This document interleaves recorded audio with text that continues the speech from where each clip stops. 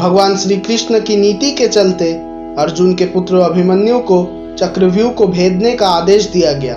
ये जानते हुए भी कि अभिमन्यु चक्रव्यूह भेदना तो जानते हैं, लेकिन उसे बाहर निकलना नहीं जानते। दरअसल अभिमन्यु जब सुभद्रा के गर्भ में थे तभी चक्रव्यूह को भेदना सीख गए थे, लेकिन बाद में उन्होंने चक्रव्यूह से बाहर निकलने की शिक्षा कभी ली नहीं। चक्रव्यूह एक बहुत ही मुश्किल व्यूह है जिसको बड़े बड़े योद्धा भी तोड़ नहीं पाते। आइए मैं आपको चक्रव्यूह के संबंध में विस्तार से बताता हूँ। स्वागत है दोस्तों आपका फिर एक बार द माइथोलॉजिकल टेल्स चैनल पे। युद्ध को लड़ने के लिए पक्ष या विपक्ष अपने हिसाब से व्यूह रचना करता है। व्यूह रचना का अर्थ है किस तरह सैनिकों को सामने खड़ा किया जाए। आसमान से देखने पर यह व्यूह रचना दिखाई देती है, जैसे क्रोंच व्यूह है जो आसमान से देखने पर क्रोंच पक्षी की तरह सैनिक खड़े हुए दिखाई देते। इसी तरह चक्रव्यूह को आसमान से देखने पर एक घूमते हुए चक्र के समान सैन्य रचना दिखाई देती है। चक्रव्यूह को देखने पर इसमें अंदर जाने का रास्ता तो नजर आता है, लेकिन बाहर निकलने का रास्ता नजर नहीं आता।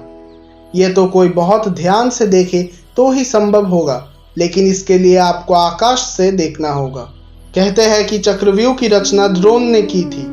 इस व्यू को एक घूमते हुए चक्के की शक्ल में बनाया जाता है, जैसे आपने स्पाइरल को घूमते हुए देखा होगा। कोई भी नया योद्धा इस व्यू को खुले हुए हिस्से में घुसकर वार करता है या किसी एक सैनिक को मारकर अंदर घुस जाता है।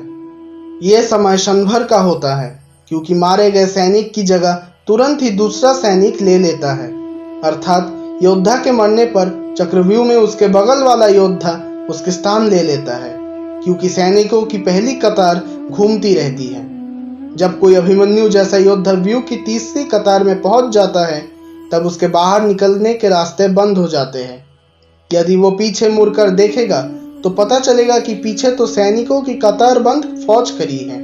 व्यू के घुस जाने के बाद अब योद्धा चौथे स्तर के सामने खुद को खड़ा पाता है। इस चक्रव्यूह में योद्धा लगातार लड़ते हुए अंदर की ओर बढ़ता जाएगा और थकता भी जाएगा, लेकिन जैसे जैसे वो अंदर जाता जाएगा, अंदर के जिन योद्धाओं से उसका सामना होगा वो थके हुए नहीं होंगे। ऊपर से वे पहले वाले योद्धाओं से ज्यादा शक्तिशाली, वो ज्यादा अभ्यस्त भी होंगे। शारीरिक और मानसिक रूप से थके हुए योद्धा के लिए एक बार अंदर फंस जाने पर जीतना या बाहर निकलना मुश्किल हो जाएगा।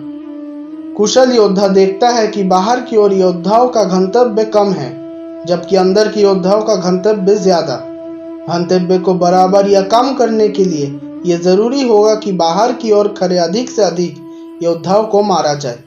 इससे व्यू को घुमाते चलाते रखने के लिए अधिक से अधिक योद्धाओं को अंदर से बाहर धकेलना होगा। इससे अंदर की तरफ योद्धाओं का गंतव्य कम हो जाएगा।